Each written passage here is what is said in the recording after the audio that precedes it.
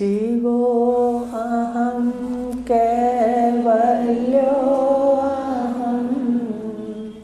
मात्रोऽहं ओंकारोऽहं परमानन्दस्वरूपोऽहं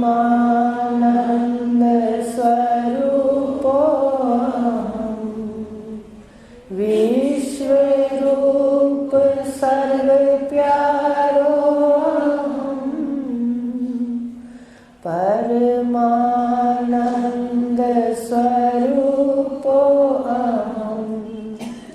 विश्वरूप सर्वप्यारोऽहं। कल विषय चल रहा था कि इस विश्व रूप में जो बैठा है, प्रियता जिसकी है, उसको ढक रखा है 3 शरीरों में। तो पहला सूक्ष्म, दूसरा स्थूल और तीसरा कारण। अब स्थूल शरीर पंचीकृत 5 महाभूतों के 25 तत्वों का है। 25 ईंटें हैं इस मकान के अंदर, 25 ईंटें हैं। और सूक्ष्म शरीर ये ईंटों का मकान है। ये जीव के भोगों का वाहन है, जिसको कहते हैं गाड़ी, कहते हैं साधन, कहते हैं। और इसको चलाने वाला सूक्ष्म शरीर है, जिसके 17 या 19 पुर्जे हैं। इस सूक्ष्म शरीर के कारण स्थूल शरीर की सारी इंद्रियों के व्यवहार होते हैं। ये खोल है, जड़ है। और अब है इसका कारण। कारण शरीर उसको कहते हैं जिस अज्ञान, वो एक से बना है। कारण शरीर अज्ञान से बना है, सूक्ष्म शरीर 17-19 पुर्जों से बना है, और ये 25 ईंटों से बना है। तो जो कारण शरीर है अज्ञान, वो इन दोनों शरीरों को देने की ताकत रखता है। अज्ञान एक पुर्जा है, बस अज्ञान एक तत्व है, उसमें और कुछ नहीं है। और वो दोनों शरीरों को जन्म दे सकता है। जब तक जीव के पास अज्ञान है, ये शरीर लेता रहेगा, वासनाओं में भटकता रहेगा, विपरीत कर्म करता रहेगा और मरता रहेगा। नहीं छूट सकता। ये है छूटा हुआ, बंधन इसके स्वरूप में नहीं है, लेकिन फिर भी ये अपने भावों से बंधा है। ये नहीं छूट सकता जन्म मरण के बंधन से, जब तक अज्ञान इसके अंदर जिंदा है। उपनिषदों के अंदर है, कितने ही कर्म कर लो, आकाश को चमड़े का दुशाला बनाकर ओढ़ लो, जो संभव नहीं है। आकाश को चमड़े की तरह, दुशाले की तरह हम नहीं पहन सकते, पर उन्होंने उदाहरण दिया। अगर वो भी तुम संभव कर सकते हो, वो भी तुम संभव कर सकते हो, तो भी दुखों से बचने के लिए और जन्म मृत्यु से बचने के लिए अज्ञान काटना पड़ेगा। ज्ञान के सिवा कोई मार्ग नहीं है। हम देख लें, अपने आप चल के ना देखें, हमें समय बीत जाएगा। अपने आस पड़ोस देखें, जहाँ जहाँ कोई जाता है वो परंपरा साधन पर तो बैठा है, गलत नहीं है, पर साक्षात्कार नहीं हो सकता। तो कहा कि ये जो कारण शरीर है अज्ञान, ये जागृत क्या है? कारण शरीर अज्ञान। कारण शरीर क्या है? जागृत के जो भोगे के, जागृत में जो किए के संस्कार हैं, वो स्वप्न से होते हुए कारण में बीज रूप में छुप जाते हैं। उसको कहते हैं कारण शरीर, संस्कारों को। और इन संस्कारों के छुपने का स्थान है मन। मन है, बुद्धि है, सूक्ष्म शरीर, पर कारण शरीर मन बुद्धि के अंदर छुपा है। ऐसा इस शरीर की बनावट है। स्थूल शरीर, सूक्ष्म शरीर और कारण शरीर। स्थूल शरीर, सूक्ष्म शरीर में ज्ञान लेकर के सतगुरु की कृपा से, अहेतु की कृपा से ये साक्षात अपने पर ब्रह्म वास्तविक स्वरूप को साक्षात कर लेता है। तो कारण शरीर का नाश हो जाता है। देखो, कारण सूक्ष्म शरीर का नाश नहीं होता, बाद होगा। स्थूल शरीर का नाश नहीं है, बाद है, पर कारण शरीर का नाश है। ब्रह्म ज्ञानी 2 शरीरों से व्यवहार करता है और अज्ञानी 3 शरीरों से करता है। तो इसलिए श्रवण करके संस्कारों का नाश है। और शुद्ध करने के लिए मन के अंदर मंत्र चलाओ, परमात्मा का चिंतन करो, तो ये संस्कार दूर रहेंगे। एक दिन ज्ञान सुनते सुनते ये भूल जाएंगे, नष्ट हो जाएंगे, पर इतनी जल्दी नष्ट नहीं होंगे। इसलिए आपको महावाक्य का शोधन, ब्रह्माभ्यास करना पड़ेगा।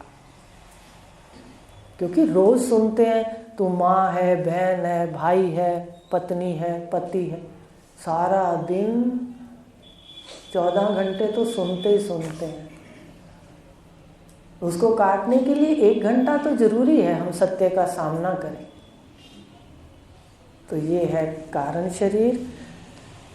दोनों शरीरों का कारण है। इसमें 209 दोहा पढ़ लेते हैं।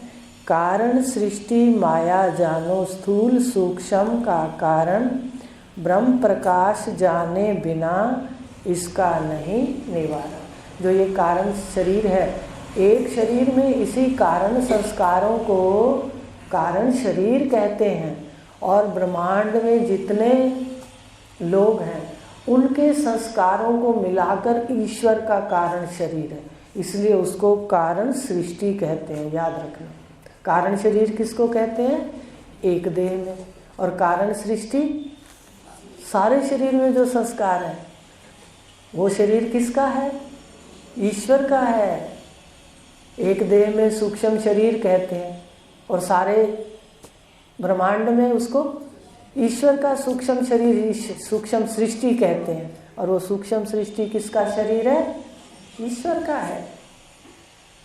एक देह स्थूल में स्थूल देह कहते हैं और सारे सृष्टि में स्थूल देह को क्या कहते हैं? स्थूल सृष्टि। और वो किसकी देह है? वो ईश्वर की स्थूल देह। आ रही है बात समझ? कितना ज्ञान सिमट के इतने में आ गया। कहाँ विस्तार था, 4 खानियों में आ गया। 4 खानियाँ, उद्गी, स्वेद, अर्णव, जराई। अरे वहाँ सिमट करके गुरुदेव ने बता दिया सारे स्थूल सूक्ष्म कारण। अब 3 में आ गया। अब उन्होंने कह दिया स्थूल शरीर और स्थूल सृष्टि, सूक्ष्म शरीर और सूक्ष्म सृष्टि, कारण शरीर और कारण सृष्टि। अब देखो ईश्वर का अंश बता दिया। ये कितनी मोटी भाषा के अंदर आप जान लो ईश्वर का अंश हो। अब ब्रह्म स्वरूप कैसे हो ये समय लगेगा। जान लो एक शरीर में एक वही चेतन है, वही ब्रह्मांड में है। उपाधि के कारण अलग अलग ये दिखाई दे रहा है, इसलिए इसको शरीर कहा, उसको सृष्टि कहा। अब जहाँ सृष्टि लगती है स्थूल के साथ, सूक्ष्म के साथ, कारण के साथ, वो ईश्वर का शरीर है। तो हम उसका अंश हुए। आपके शरीर में भी बहुत सारे वो बैठे हैं। अब तो समझते हैं। पहले तो भागवत पढ़ते थे क्या लिख दिया कि मंथन किया था, वेन ने किया था, तो कितने निकाल दिए वेन। मुझे लगा कैसे हो, पर ये तो लगता था कि ये झूठ नहीं लिखा हुआ। ऐसे नहीं झूठ लिखा जाता। आज देख लो भारत की संस्कृति कितनी महान है और उसकी खोज करने वाले महान से भी महान बुद्धि वाले हैं। देखिए अब हो रहा है विज्ञान, एक शरीर में से आपके कितने रूप पैदा कर देगा, वही हो गया। तो इस प्रकार कहा कि आप ध्यान से देखोगे, एक स्थान पर आपको जीव कहा जा रहा है। अभी आप सारी सृष्टि देखो आपके अंदर है, तो आप उन जीवों का पालन करते हो, क्या आपका नाम है? देखो ये मनन के लिए है, इसलिए आपको बताया था कि संत से पूछा गया ईश्वर कैसा है, तो उन्होंने कैसे इशारा कर दिया, आ रही है समझ, एक शरीर ओढ़ के बैठे हो तो अपने को जीव कह रहे हो, और आपके शरीर में कितने शरीर और हैं, उनका पालन पोषण कैसे हो रहा है। और वो यहाँ खा भी रहे हैं, त्याग भी रहे हैं, सब कुछ कर रहे हैं। विज्ञान से पूछ लेना, डॉक्टरों से पूछ लो। इसलिए अपनी मैं को हटाओ। असंग कैसे देखोगे? जब ज्ञान सूक्ष्म लोगे तो असंग दिखेगा कि मैं कहाँ हूँ, ये तो बड़ी माया है। उधर ईश्वर है तो इधर कौन है? ईश्वर का अंश कह दिया, इसमें भी कितने जीवों का पालन हो रहा है, तंतुओं में इतने, जितने रोम रोम के अंदर जो एक एक कण है हमारा। तो इस प्रकार 3 बता दी। ये कारण शरीर का जो नाश है वो ब्रह्मज्ञानी करता है ज्ञान से। ज्ञान से अज्ञान को काटकर दोनों शरीरों का कारण ही समाप्त कर देता है, तो दोनों शरीर उसको नहीं मिलते, वासनात्मक। फिर वो आगे की प्रथा है कि वो अवतार विभूतियों के रूप में आता है। कब आता है? जब जगत वाले उसको दुखी होते हैं तो बुलाते हैं, हे भगवान आओ आओ, लाज रखो। अभी भी कह देते हैं ना, जहाँ युद्ध हो रहा है तो बड़ा मन को कष्ट होता है कि देखो कितने लोग ऐसे मर रहे हैं, जीव क्यों नहीं सोचता। लेकिन हर अपनी जगह पर जो भी कर रहे हैं उनको अपना पता होता है, तो ये बात आती है कि कैसे जीव है। तो इसलिए ये जो कारण शरीर है इसको तत्वज्ञानी भून देता है, नाश कर देता है, तो दोनों शरीर रहते हैं, तीसरा नहीं।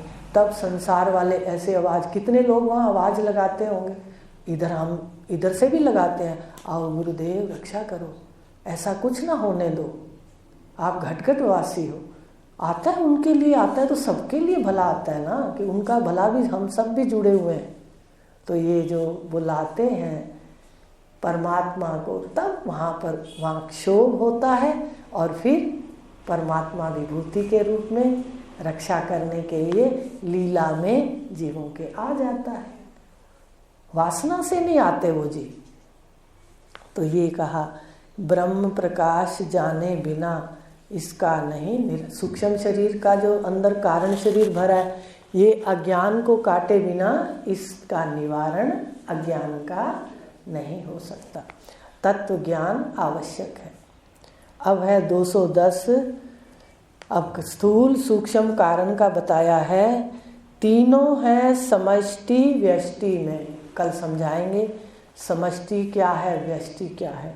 ये तीनों है। अभी वैसे साधारण तो समझा दिया आपको कि तीनों शरीर ईश्वर के हैं, कल खोल के बताएंगे। तीनों है समष्टि व्यष्टि में, उपाधि यही कहाए, चेतन का प्रतिबिंब इसी में, जीव ईश कहलाए। कल बताएंगे कि कौन से गुण लेकर के कौन सी उपाधि माया बनती है, कौन से गुण लेकर के कौन सी उपाधि अविद्या बनती है, जिसको जीव कहते हैं अविद्या वाले को, और माया वाले को ईश्वर। कल बताएंगे कि किस प्रकार वो जीव और ईश्वर प्रतिबिंब कहलाता है, जिसको चिदाभास कहते हैं। कल बताएंगे। एक जीववाद भी बताएंगे, थोड़ा याद दिला देना।